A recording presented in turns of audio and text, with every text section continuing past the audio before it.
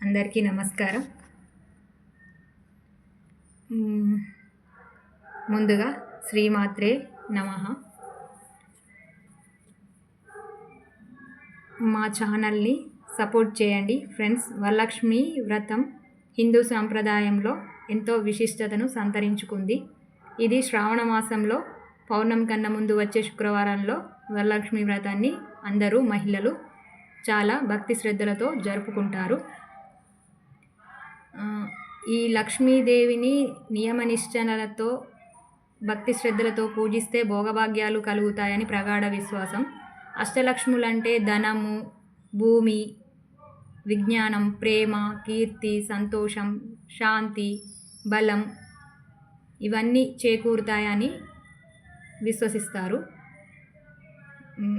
ఈ శ్రావణ మాసంలో వచ్చే శుక్రవారం రోజు స్త్రీలు వేకువజామునే నిద్రలేచి వాకిట్లో కలాపి చల్లి తీరైన ముగ్గులతో గడపకి పసుపు రాసి మామిడాకులు పచ్చతోరణాలతో ఇంటిని అలంకరించి లక్ష్మీదేవిని ప్రతిష్ఠించి లక్ష్మీదేవికి ప్రీతికరమైన పాయసాన్నం, పరమాన్నం,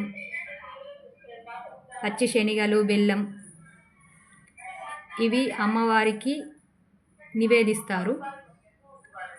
స్త్రీలు ఒకరినొకరు గౌరవించుకుంటూ పసుపు కుంకుమలతో వాయినాలు ఇస్తూ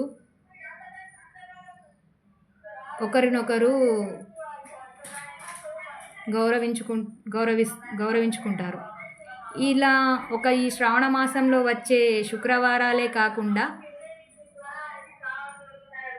ప్రతి శుక్రవారం అంటే ఇంటిలో శుచి శుభ్రతతోని లక్ష్మీదేవిని ఆరాధిస్తే లక్ష్మీ అనుగ్రహం కూడా కలుగుతుంది. ప్రతి మహిళ సాటి మహిళను గౌరవించడం నేర్చుకుంటే సమాజం చాలా అభివృద్ధి చెందుతుంది.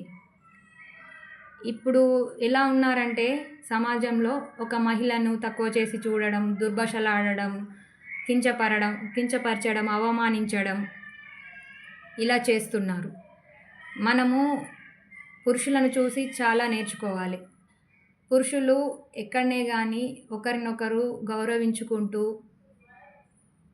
ఒకలాగే ఒక తీరుగా ప్రవర్తిస్తారు.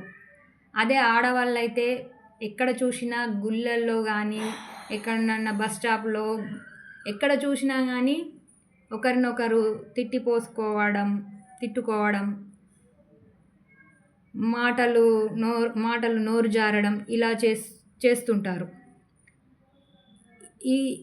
ఈ రకంగా కాకుండా ప్రతి మహిళను అంటే నేనెలాగో ఎదుటి మనిషి కూడా అలాగే కదా అని ఆడవాళ్ళు పరివర్తన చెందాలి. అప్పుడే సమాజం అభివృద్ధి చెందుతుంది.